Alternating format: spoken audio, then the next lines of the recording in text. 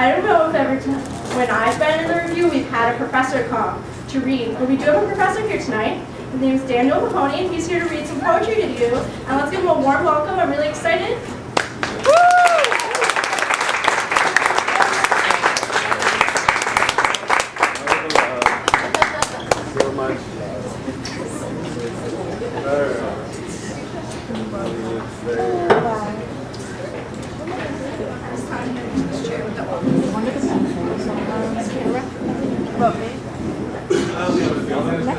Yeah, it never works out. Okay, I'm not going to use a microphone. I think I'm going to try to just do it like this. Can you hear? ¿Me entienden ustedes? Microphone? You think? Microphone. Take it out of the stand. Just take it out of the Take it out of the stand.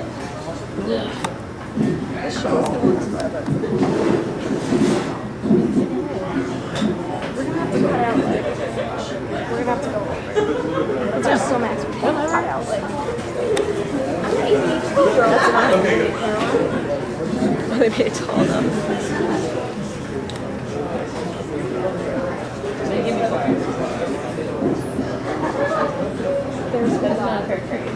Okay. Okay, yeah?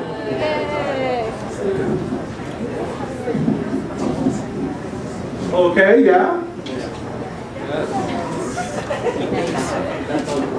Okay, yeah? Yes. Okay. This first poem, I have just a couple of poems. This first poem is called Avocado Lake. It's a lake near where I grew up in California. That I think everybody, when they're growing up, has one of these types of lakes near their house. It's where all the sort of bikers and mean asses go to drink. And you, every now and again, like to go up there to see if you could just hang with the tough guys, and you figure out you might get stabbed, and so you stop. That was Avocado Lake. He said he'd cut our nuts off if we yelled at his wife again. So we yelled and got the fuck out of there. Not because he was an Indian, but because we knew he meant it.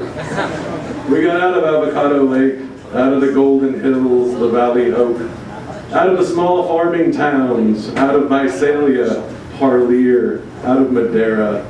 We got out of seeing each other, out of being honest with our girlfriends. We disappeared into our names, into manageable haircuts.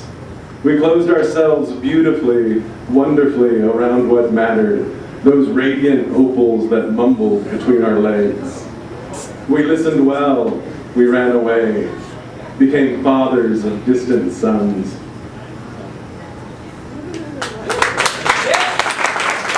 I'd like to begin with the nut poem. It always gets people.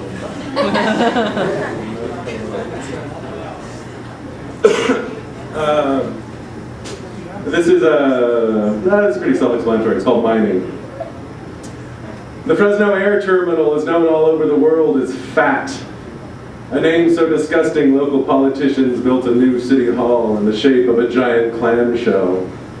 The open side is made entirely of glass and steel, so in summer, symphonies of concentrated light allow chance observers to see the face of God before bursting into flame. This fact has been well documented. A local farmer whose land straddles Highway 99 has erected a billboard that reads, "Enter the clam, watch us burn." When my brother and I were too young to worry about having sex, we worried through boxes of stamps collected by an old man whose shop shared an entry with a strip club called Lick.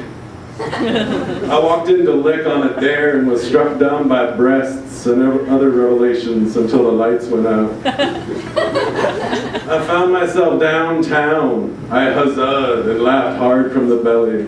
Someone ordered another round. I drank whiskey and watched my brother seed himself into every conversation. We spoke of the importance of roofs, fashioned our eyelashes into slender whips, watched the bodies of women. The refrain of a traditional coal mining song goes, "I'm down in a hole, down in a deep dark hole," which, even to most casual listeners, seems true enough. There's a mining town in Pennsylvania that's been on fire for 30 years. Residents say it was an accident, a miscalculation, like falling off the high dive. Carrie's brother miscalculated that way. Later, I asked her to have sex with me. Another miscalculation, considering her brother was in the hospital. What I had meant to say was, I'm sorry.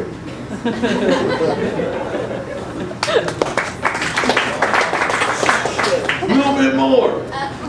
This is where it gets great. They've hung a huge sign on the city hall that reads, "Who are you here to see?" The lines go on for miles. My brother will never go back there. He's in jail, tying everything he can into a knot. I sent him letters recalling the times we drove into the deep shag of the Sierras, how we'd bring a bottle of old Granddad, how when inspiration hit, our eyes would lock on each other, widening beyond the whites, until he was burning, and I was burning, and it was all laid bare, in signs we couldn't understand, and never would be able to say. There you go.